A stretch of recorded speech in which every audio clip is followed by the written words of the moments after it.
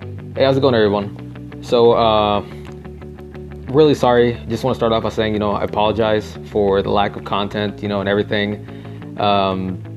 For some reason, after my last video, I got sick. I had a fever, and I don't know what happened exactly. I mean, pretty much just stopped playing the game altogether, and I think I just got burnt out or something, But I don't know, for some odd reason, like I just kept on coming back to the game over and over and kept on meaning to like play and everything, but I just really couldn't find a time because a lot of things came up right after I got sick. I actually finally ended up getting a job and everything, because I've been out of work, but I think I can start to get some things going here for now. But just for today's video, I'm just gonna highlight a couple of the cards and wonders of the sky.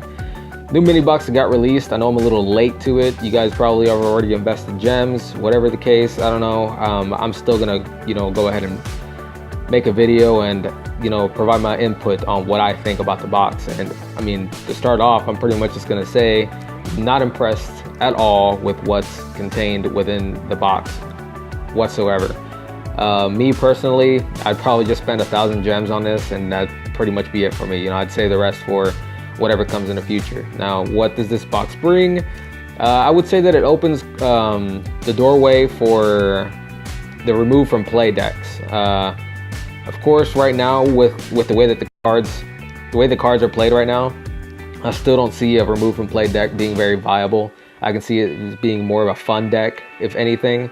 But as far as ranked play goes, I haven't played ranked much, so you guys can correct me if I'm wrong, but I just don't see remove from play being something that's going to be, top meta deck or anything of the sort. So, but I'm just going to cover pretty much just the SRs and the URs that are in here.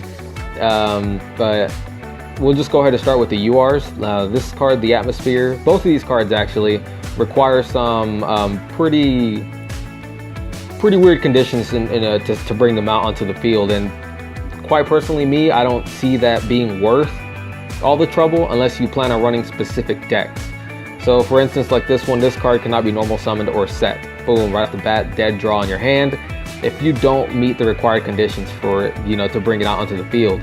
This card cannot be special summoned except by removing from play 1 earth and 2 wind monsters from your graveyard. Like I said, very difficult to do. It is doable. However, like I said, it's very the conditions for it are just, I don't know, an earth and 2 wind type. I don't know. For me, that's a big turnoff, and it's just something that I wouldn't strive to get out of this box. It's nice to have, whatever. It says once per turn you can discard 1 card to destroy 1 spell or trap card on the field. Like I said, not even amazing at all.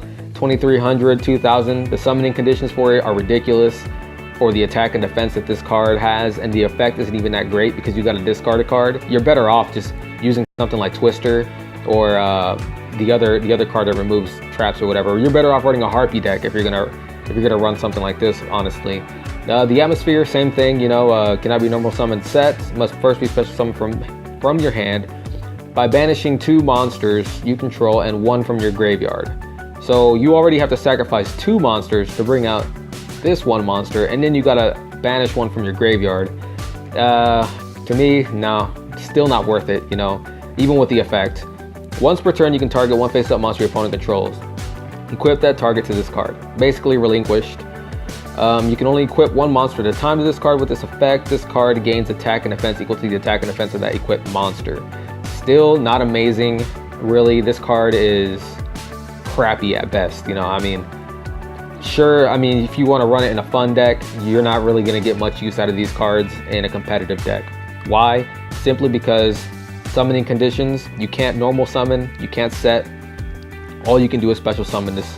And so drawing this within like a 20 card deck, drawing this into your hand first turn, it's going to be an automatic just dead draw in your hand, and it's just not worth it in my opinion.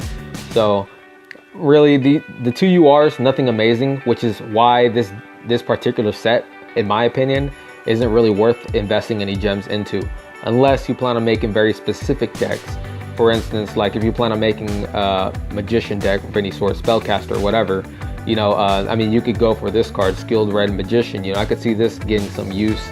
You know, it's each time a spell card is activated, place 1 spell counter on this card. When that spell resolves, max 3. Max 3, so you gotta use 3 spells. You know, it's kind of just like, you know, Mythical Beast Cerberus.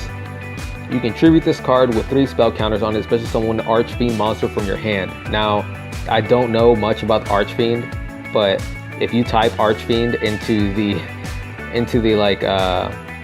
search bar whenever you're doing deck search, the only 2 Archfiend that comes up with some stupid little green creature and something else. I mean, I don't know. Maybe I'm reading something wrong. Maybe there's an archetype that I don't know about. But unless they plan on introducing Archfiend monsters somewhere in the future, I don't see any Archfiends. Unless, I don't know, I may be wrong, you know, but still not worth it to me. You can banish this card from your graveyard, then target 1 card you control that you can place a spell counter on, place 1 spell counter on it. Spell counter decks, not very prevalent right now, so this card, you can get it because I do foresee, you know, some spellcaster, you know, support coming into the future. Also with spell counters, obviously they're setting the stage here, so definitely if you're looking to run a spell, like, you know, spell counter deck for whatever reason, then maybe this is something you want to consider adding into, you know, your deck list. Displayed Rider. Once per turn, you can target 1 normal trap card in your graveyard, banish that target, and if you do, this card gains 500 attack until the end of your opponent's turn. Not too bad, 1700. It's an effect monster. You know, really, you can combo this with something like what's it called, Wrecker Panda. You know, and especially if you're using Mai and you're using her Aroma skill, you can see the top card on the deck and you can determine whether or not it's a trap. Boom, discard it into the graveyard. You know, combo that with Displayed Rider's effect. You got an instant 500 attack, you know, so not too bad of a card. Would I really run it in any deck? Me personally, no, not really. I'm not impressed by this card, to be honest, you know. Birdface, it's good if you're running a Harpy deck. That's pretty much all I can say about this card, you know. Just search your Harpies. Not too bad in my opinion, you know. Adhesive Explosive. This one is actually a pretty, I don't know. I mean, I think you're better off running Yomi Ship, but I could see this also being, you know, a good alternative if you don't have Yomi Ship and you just don't feel like digging in for it. But just know that this card takes a turn in order for its effect to resolve. So before damage calculation, if this card was attacked by an opponent's monster that was face down defense position at the start of the damage step, equip this card to the attacking monster. Then during your opponent's next standby phase, destroy the monster this card is equipped to. So great way to remove, you know, but it's a little unreliable at the same time, simply because let's say your opponent decides to place down 3 spells and traps all at once. Boom, you know, your Adhesive Explosive is negated for whatever reason, you know. Who knows, they could also Twister the Adhesive Explosive off, you know, because it does become an equip. So just keep those things in mind. You're better off running a Yomi Ship. It still is a pretty useful card though. So Summon Skull, 2500, you know, 1 tribute monster, pretty damn good. I think this is like probably the best out of the set in my opinion, simply because there's no monster that's 1 tribute for 25. So the Summon Skull alone, I mean, completely demolishes the Atmosphere and Desert Twister, you know, I mean, in my opinion, you know. But I mean, just the summoning conditions for these are so hard to achieve.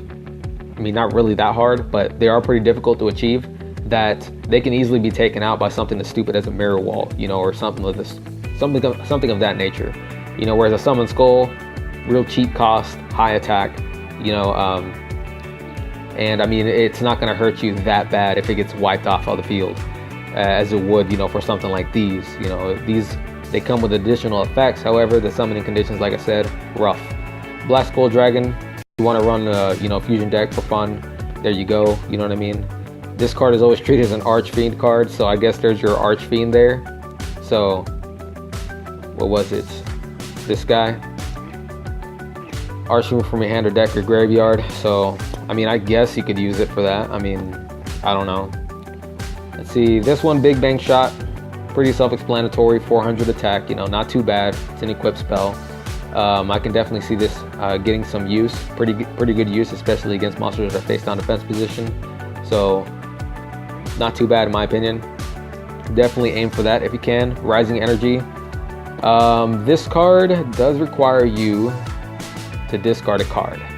For 1500, it's okay, but it's only until the end of the phase. So you're sacrificing a card just to gain 1500. I can see this working in tight situations. If you don't have a mirror wall, this is a good alternative, you know. You don't want to pay the 2000 life points, you know, but mirror wall does stay as a permanent. But I mean, I can see this being a good alternative to a lot of cards. So Rising Energy is pretty good. Just keep in mind that there is a cost to it. So you don't have any cards in your hand, it could end up being just a dead trap, you know, a dud. So just keep that in mind. Overall, other than that, out of this set, there really is nothing impressive. Like I said, everything here, you know, removed from play cards, you know, and stuff like that. It's just setting the stage for, you know, later sets. You know, obviously they want to emphasize, Konami wants to emphasize a little more on remove from play. So this Sonic Duck 1700, like I said, they're setting a stage for more powerful monsters. So 1700, and it's a rare. So we're pretty much gonna start seeing, you know, the 1800s coming in probably in the next set. So I mean, that's pretty much it really. I wouldn't spend too much. I think I spent 500 so far because there's 80 packs in here. So I'll go ahead and do 110, and this will pretty much be it for me. Other than that, I really wouldn't spend on this, to be honest, guys. I mean, unless you plan on making a specific deck, I just wouldn't waste my time on it. But yeah. Let's see, trash. Actually, Sonic Duck's pretty good.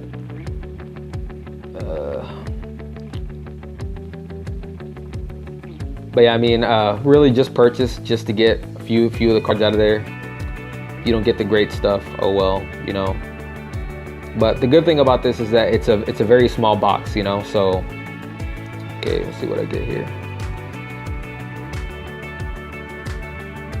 Okay, was that guy an Archfiend? I didn't notice.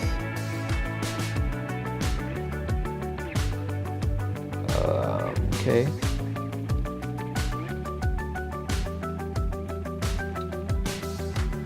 But yeah, remove from play deck is something that I would be interested in. It's just, I don't know, none of the cards in here really resonate with what I want to do, I guess.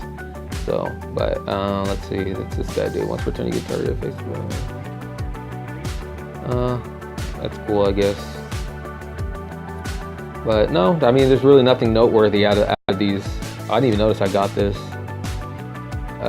But yeah, I mean, really nothing. Okay, you guys didn't see that at all. Sorry. Anyways, with that, I guess I'm gonna go. Okay, stop. I'm gonna go ahead and end this video now. Let's see, this guy's not an Archfiend. Okay, he's a warrior. All right, anyways, thank you guys for watching. I'll try to upload a lot more frequently. Sorry if I don't, you know. I still am trying to play the game. It's just that I started playing the physical TCG, and it's kind of hard to kind of let go of that now, you know. And then when I started playing physical TCG, I picked up Magic: The Gathering, and I mean, it's just been completely addictive. So obviously, Yu-Gi-Oh! Right now, the physical TCG is very broken, simply because the game is way too fast-paced in comparison to what we're playing currently here. So, but anyways, you guys have a good day. Thanks for watching.